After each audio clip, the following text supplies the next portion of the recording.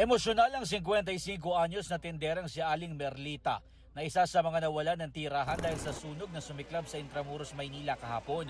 Gabi na raw sila nakauwi ng kanyang asawa mula sa pagtitinda ng payong at sigarilyo sa Quezon City. Kasamang natupok ang ilan nilang paninda na aabot sa 5,000 pesos ang halaga at 3,000 pesos na ipon na pamasahe sana nila pauwi sa kanilang probinsya. Kaya gusto ko na umuwi ng Tacloban. Kasi mata ko na mabubulag na ako. Wala na natira. Pansamantala muna siyang tutuloy sa San Agustin Church kasamang ibang nasunugan.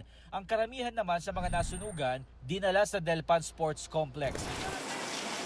Ayon sa Manila LGU, mahigit 500 pamilya ang apektado ng sunog na umabot sa ika-4 na alarma. Nasa 1.5 million pesos ang halaga ng pinsala. Ayon naman sa BFP, tumagal na mahigit 6 na oras ang sunog bago tuluyang naapulat dakong alas 11:30 kagabi. Nahirapan daw silang mapasok ang lugar dahil may kasikipan ng mga kalsada sa Intramuros. Bukod pa dyan ang kakulangan ng mga fire hydrant sa lugar. Napansin natin na malakas yung hangin.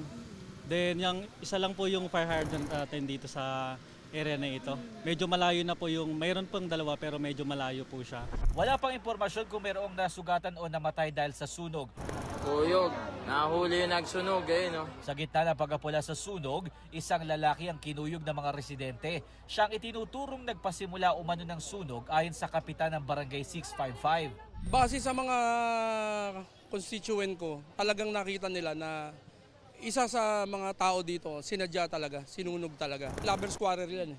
Kalalaya lang nitong tao. Yung asawa niya, yung babae, nag-asawa ng kapitbahay din. Siguro, nawala sa isip.